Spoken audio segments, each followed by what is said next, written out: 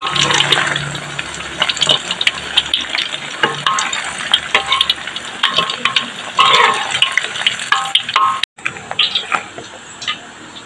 semua, Assalamualaikum. Pada hari ini saya ingin kongsikan resepi cendawan crispy. Saya nak buat cendawan goreng.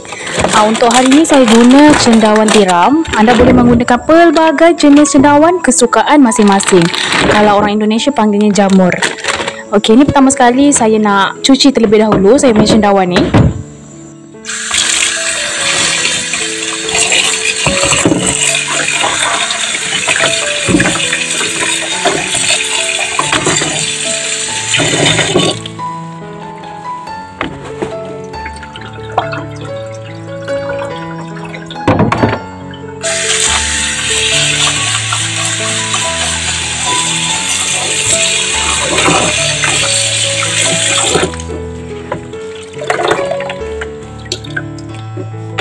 Untuk tepung, saya hanya menggunakan tepung gandum sahaja.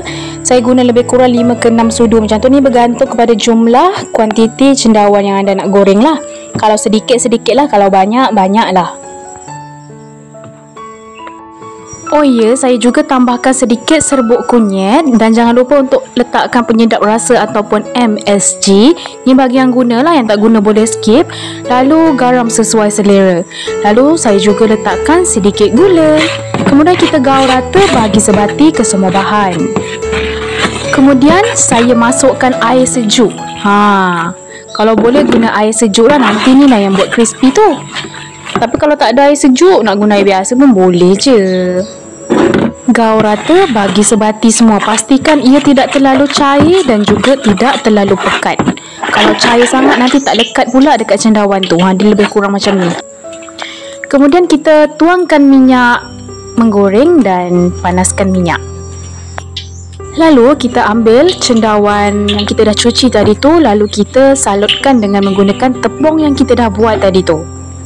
Nak mudah guna tangan lah, kalau guna sudu ni macam lambat sikit. Pastikan ke semua permukaan disalut secara merata.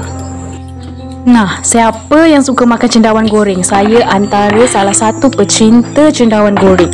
Selain sedap dia buat sup, goreng ni antara salah satu menu the best paling saya suka kalau yang berkaitan dengan cendawan. Tak kisahlah cendawan apa pun. Ni kemudian kalau minyak dah panas, bolehlah kita goreng macam biasa. Kita akan goreng sehingga ia kekuningan dan juga garing. Jangan lupa dibolak-balik agar ia digoreng dengan sekata. Sebelum balik tu, pastikan bahagian permukaan bawah tu dah kering ataupun dah garing, baru kita terbalikkan. Kalau anda terbalikkan waktu dia masih belum garing, nanti takutnya tepung ni tak melekat dekat cendawan tu. Kalau misalnya dah crispy, dah garing dengan sempurna, bolehlah angkat dan toskan. Macam tu je. Mudah kan resipi kita pada hari ni? Sedap sangat, makan begitu sahaja pun sedap. Cecah sos lagilah sedap.